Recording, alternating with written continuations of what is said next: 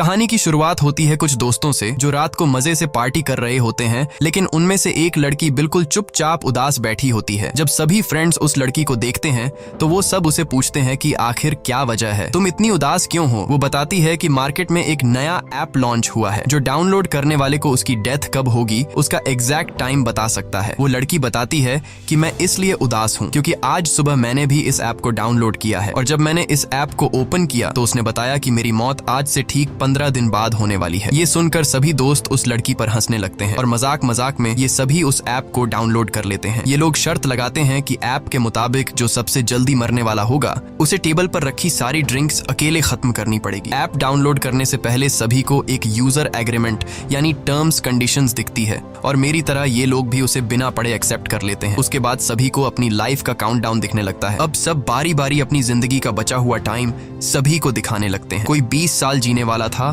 तो कोई 60 साल। लेकिन कोर्टनी परेशान नजर आती है। जब वो अपना मोबाइल फोन दोस्तों को दिखाती है तो उस ऐप के हिसाब से उसके पास सिर्फ 3 घंटे बचे हुए थे। जैसे ही काउंटडाउन 0 हुआ वो मारी जाएगी। ये देखकर कोर्टनी डर जाती है, लेकिन उसके दोस्त कोर्टनी को समझाते हैं कि डरो मत, ये ऐप सिर्फ एक मजाक है। अब गेम के हिसाब से जिसके मोबाइल में उसकी जिंदगी का सबसे कम टाइम बचा होगा वह टेबल पर रखी सारी ड्रिंक्स पिएगा। इसलिए कोर्टनी गेम हार जाती है क्योंकि उसके मोबाइल में उसके पास सिर्फ 3 घंटे बचे थे। अब सभी दोस्त कोर्टनी से कहते हैं कि रूल्स के मुताबिक तुम्हें सारी ड्रिंक्स पीनी होगी। तभी कोर्टनी का बॉयफ्रेंड एवन आ जाता है और कोर्टनी की जगह वह खुद सारी दारू पी लेता है। पार्टी खत्म होने के बाद जब कोर्टनी अपने बॉयफ्रेंड एवन के साथ गाड़ी में बैठी तो एवन ज्यादा ड्रिंक करने की वजह से उसे चढ़ गई थी। इसलिए कोर्टनी एवन को ड्राइव करने से मना करती है, लेकिन एवन उसकी नहीं सुनता। कोर्टनी ऑलरेडी ऐप की वजह से डरी हुई थी, इसलिए वह कार से उतरकर पैदल ही घर जाने लगती है। एवन कोर्टनी को गाड़ी में बैठने के लिए कई बार कहता है, लेकिन जब वह नहीं बैठती तो एवन गुस्सा होकर उसे अकेला छोड़कर वहां से निकल जाता है। तभी कोर्टनी के मोबाइल पर उस ऐप का नोटिफिकेशन आता है कि उसने यूजर एग्रीमेंट तोड़ दिया है। कोर्टनी को इसका मतलब समझ नहीं आता, लेकिन ये देखकर कोर्टनी और ज्यादा डर जाती है। तभी हम देखते हैं कि काला कोट पहना हुआ कोई आदमी उसका पीछा करने लगा। तब कोर्टनी को मोबाइल पर एक अलर्ट आता है कि उसके पास सिर्फ 7 मिनट बचे हुए हैं। कोर्टनी घबराते हुए जल्दी अपने घर पहुंच जाती है। घर में एंटर होते ही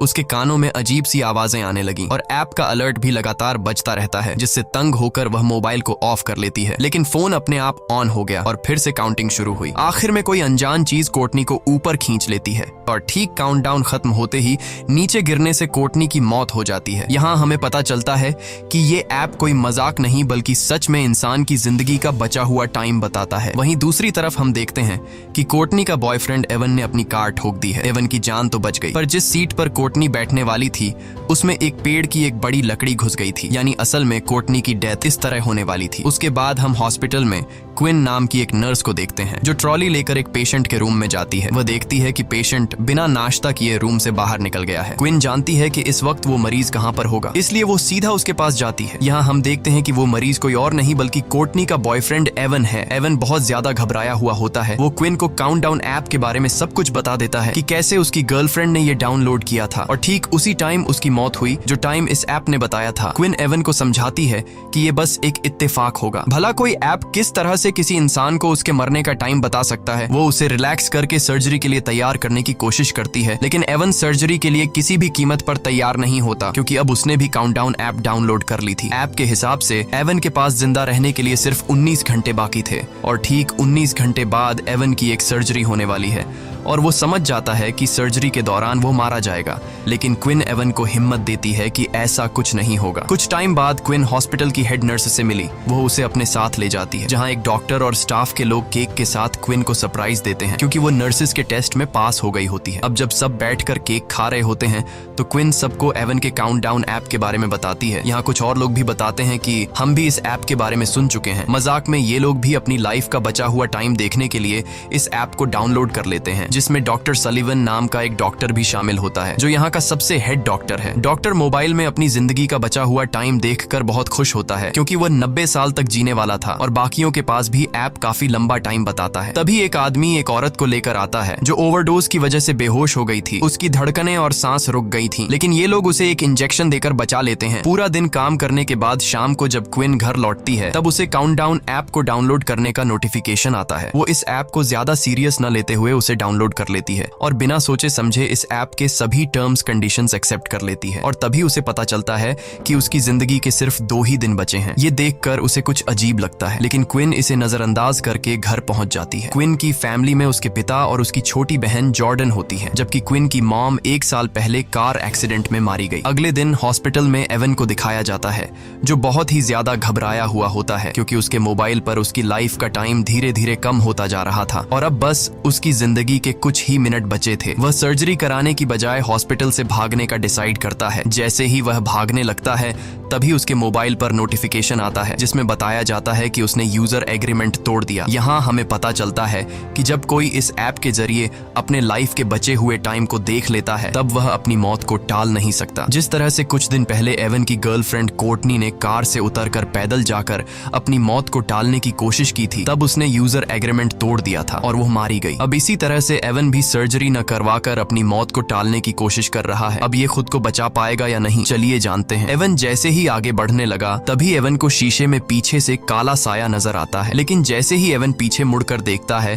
तो वहां पर कोई भी नहीं होता। तभी अचानक सामने का शीशा टूट गया। ये देखकर डर के मारे एवन भागकर सीढ़ियों के पास जाने लगा। वहां पहुंचते ही अचानक बिजली चली जाती है। तभी उसे किसी के कदमों की आवाज सुनाई देती है। जब वो अपने मोबाइल फोन का टॉर्च ऑन करता है तो सामने उसे अपनी गर्लफ्रेंड कोर्टनी नजर आती है, लेकिन उसकी गर्लफ्रेंड एक डीमन बन चुकी थी। वह उससे भागने लगता है, लेकिन जल्दबाजी में उसका मोबाइल नीचे सीढ़ियों पर गिर जाता है और कुछ देर बाद वो भूत एवन को भी मारकर सीढ़ियों से नीचे फेंक देता है। क्विन जब हॉस्पिटल आती है तो उसे पता चलता है कि एवन सीढ़ियों से गिरकर मर गया। ये सुनकर उसे एवन की बातें याद आने लगती हैं, जब वो पिछले दिन बार बार क्विन से कह रहा था कि इस ऐप के हिसाब से वो 19 घंटे बाद मारा जाएगा। इसलिए अब क्विन को भी शक होने लगता है कि क्या सच में इस ऐप ने तो एवन को नहीं मारा। अपने शक को यकीन में बदलने के लिए अब वो सीधा उस जगह पर पहुंचती है जहां पर एवन की बॉडी को रखा गया था। वो एवन का फोन उठाती है और उसे चेक करने की कोशिश करती है, लेकिन इस फोन पर एवन का फेस लॉक लगा हुआ था, जिसके लिए वो एवन की बॉडी से कपड़ा हटाती है और उसके मोबाइल फोन को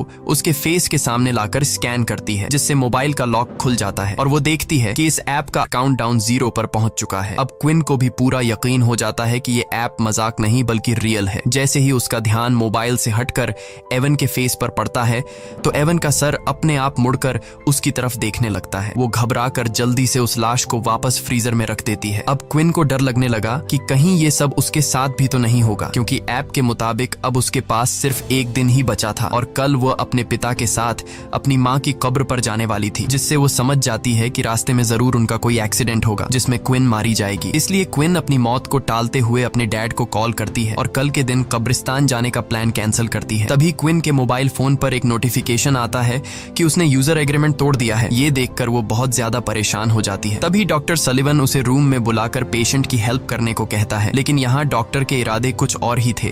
वो क्विन के साथ जबरदस्ती करने की कोशिश करता है। क्विन जैसे तैसे उससे अपनी जान छुड़ाकर बाहर आते ही हेड नर्स से उसकी कंप्लेंट करने जाती है, लेकिन क्विन के बताने से पहले डॉक्टर हेड नर्स को किसी दूसरे काम में लगा देता है। घर आने के बाद रात को क्विन इंटरनेट पर इस ऐप के बारे में सर्च करती है और उसे कोर्टनी के बारे में इंफॉर्मेशन मिलता है। उसे एक लड़की का वीडियो भी मिलता है जो बताती है कि ऐप को डाउनलोड करने के बाद से उसे अपने भाई का भूत दिखने लगा है, जो कि कई सालों पहले मर गया था। कुछ देर बाद वो लड़की कहती है कि उसका वक्त खत्म हो गया है और तभी उस लड़की को भी कुछ हो जाता है। लेकिन क्विन जब वीडियो के कमेंट चेक करती है तो कमेंट में सब लोग फेक वीडियो बोलते हैं, जिससे क्विन को थोड़ी बहुत शांति मिलती है। और जैसे ही क्विन लैपटॉप बंद करती है तभी अचानक क्विन को भी एवन का भूत दिखाई देता है, जिससे वो बहुत डर जाती है। पर जैसे ही उसने लाइट जलाई तब एवन गायब हो गया था। तभी उसे दोबारा नोटिफिकेशन आया कि उसने यूजर एग्रीमेंट तोड़ा है। वो अपने मोबाइल को जमीन पर मारकर तोड़ देती है और कमरे से बाहर निकलकर डर के मारे कार में पूरी रात गुजारती है। अगले सुबह क्विन की बहन जॉर्डन आकर उसे जगाती है। ये दोनों वापस अपने रूम में आते हैं और वहाँ क्विन की छोटी बहन जॉर्डन क्विन का टूटा हुआ मोबाइल देख लेती है, जिसमें अभी भी काउंटडाउन चल रहा था। वो क्विन से कहती है कि तुमने भी इस ऐप को डाउनलोड किया है। ये सुनकर क्विन परेशान हो जाती है, क्योंकि उसकी छोटी बहन जॉर्डन को भी इस ऐप के बारे में पता था और वो भी इस ऐप की यूजर थी। अब क्विन के मोबाइल का स्क्रीन पूरी तरह से टूट चुका था, इसलिए वो एक नया फोन खरीदने के लिए मोबाइल शॉप पर जाती है। वो सोचती है कि नए मोबाइल में वो किलर ऐप भी नहीं होगा, लेकिन क्विन के मोबाइल खरीदते ही वो ऐप अपने आप उसमें डाउनलोड हो जाता है। इस पर क्विन गुस्से में चिल्लाकर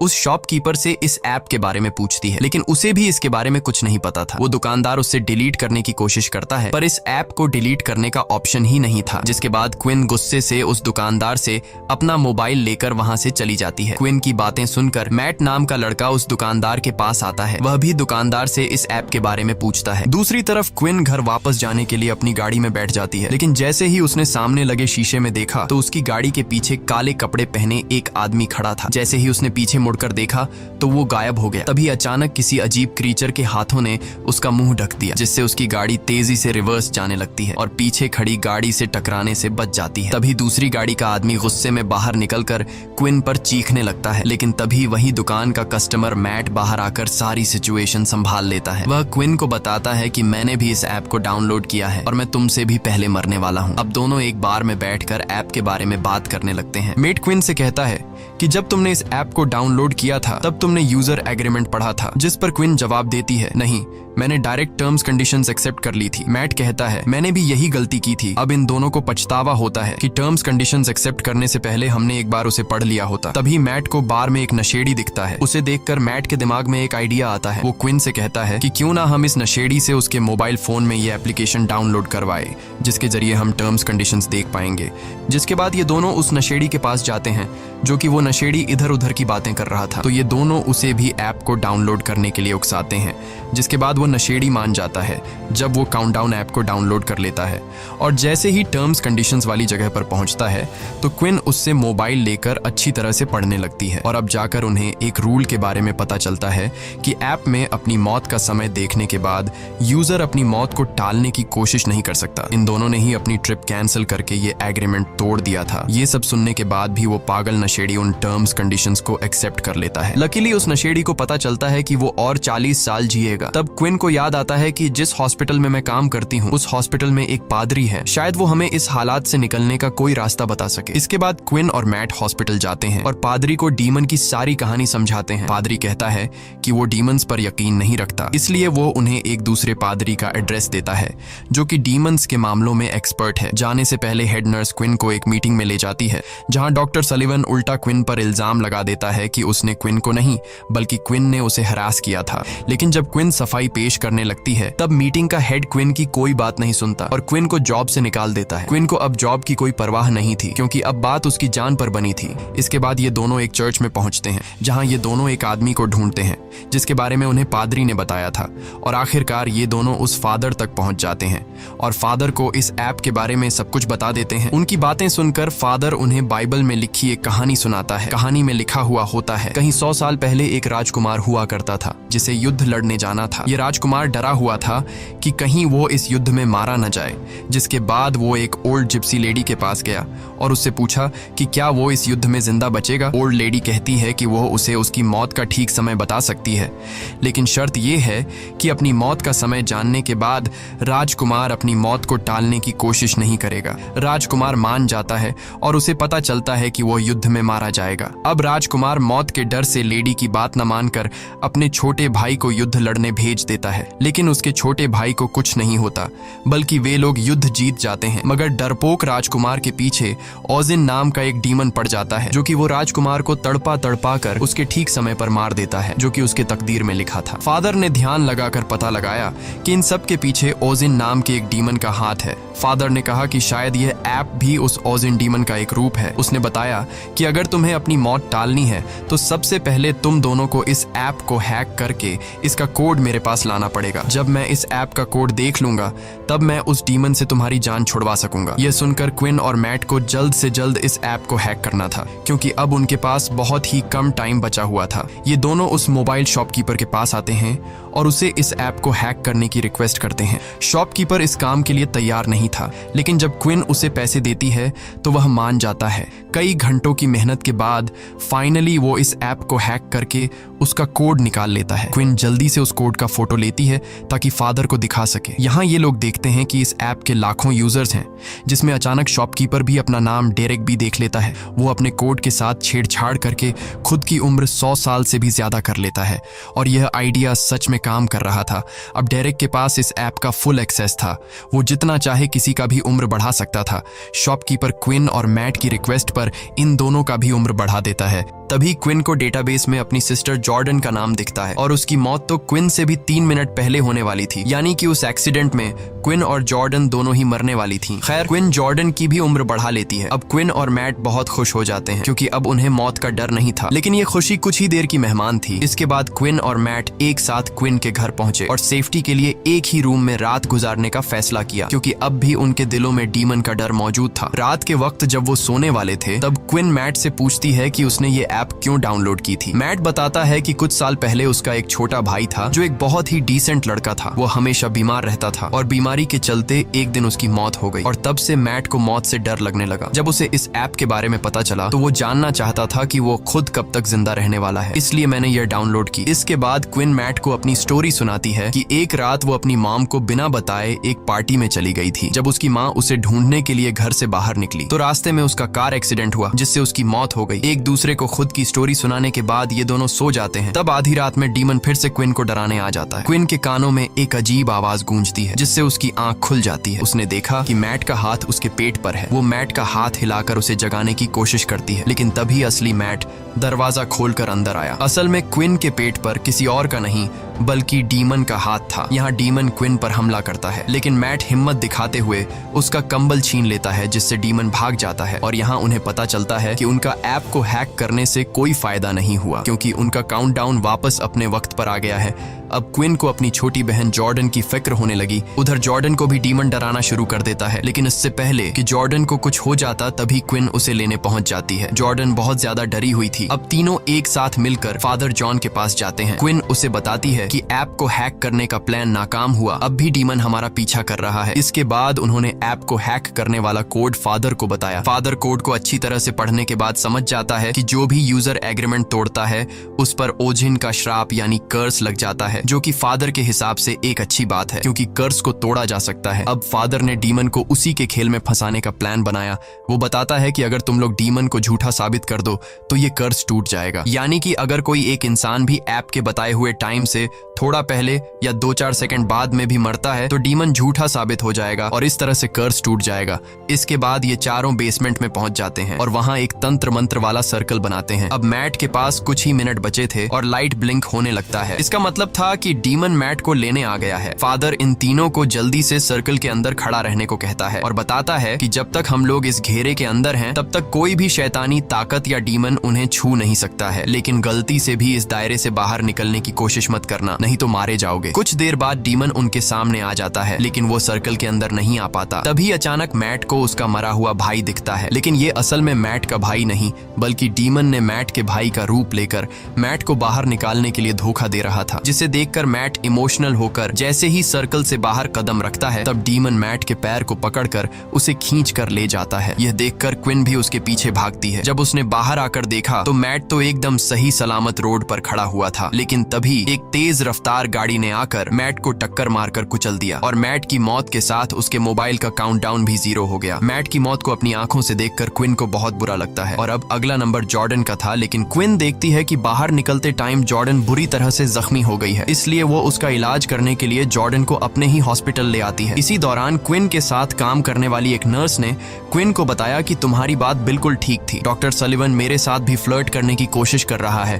तभी क्विन की नजर कमीने डॉक्टर सलिवन पर पड़ती है। डॉक्टर सलिवन को देखकर क्विन को एक आइडिया आता है। वो जानती थी कि ये कमीना डॉक्टर 90 साल तक जीने वाला है। अगर क्विन इस डॉक्टर को अभी मार दे तो डीमन का कर्स टूट जाएगा और इन दोनों बहनों की जान बच जाएगी। अब इस प्लान को कामयाब करने के लिए क्विन डॉक्टर के ऑफिस जाती है। वो उसे कहती है कि मुझे अपनी जॉब वापस चाहिए और उसके लिए मैं कुछ भी करने को तैयार हूँ। क्विन उसे कहती है कि मैं तुम्हारा हॉस्पिटल के पीछे सुनसान एरिया में इंतजार कर रही हूँ। डॉक्टर तड़प के मारे कुछ सोच नहीं पाता और क्विन की चाल में फंसते हुए उस सुनसान जगह पर पहुंच जाता है। यहाँ क्विन हाथ में एक लोहे का सरिया लिए हुए चुप कर खड़ी थी। मौका मिलते ही क्विन ने डॉक्टर पर सरी से हमला कर दिया, जिससे वह जख्मी होकर जमीन पर गिर गया। क्विन पहले से अपने साथ मॉर्फिन का इंजेक्शन भी लाई थी और जैसे ही वह इंजेक्शन डॉक्टर को लगाने वाली थी तभी डीमन ने वहां आकर डॉक्टर को खींचकर बचा लिया और डॉक्टर वहां से भाग निकलता है। खैर, अब जॉर्डन के मरने का वक्त हो गया था। उसके पास सिर्फ 2 ही मिनट बचे थे। डीमन उसे मारने पहुंच जाता है। वो डीमन से चुपकर खुद को बचाने की कोशिश करती है, पर ऐप उसकी छिपने की जगह बता देती है और डीमन जॉर्डन को पकड़ लेता है। लेकिन तभी क्विन डीमन के सामने आकर वो इंजेक्शन खुद में लगाने लगती है, जिससे कम से कम उसकी बहन की जान बच जाए। अब डीमन क्विन की मदर का रूप लेकर उसे बहकाने की कोशिश करता है। अपनी मदर को देखकर क्विन इमोशनल तो हो जाती है, पर जल्द ही उसे समझ आ जाता है कि यह डीमन का एक चाल है और वो मॉर्फिन इंजेक्शन खुद में इंजेक्ट कर लेती है। इस तरह से क्विन अपने वक्त से पहले मर जाती है और ओजिन झूठा साबित हो जाता है। तब ओजिन यानी डीमन धुआं बनकर हवा में उड़ जाता है और क्विन का प्लान कामयाब हो जाता है, जिससे जॉर्डन की जान बच जाती है। जॉर्डन अब क्विन के पास आकर रोने लगती है और तभी देखती है कि उसके बाजू पर एक मेडिसिन का नाम लिखा हुआ है और वह क्विन के हाथ में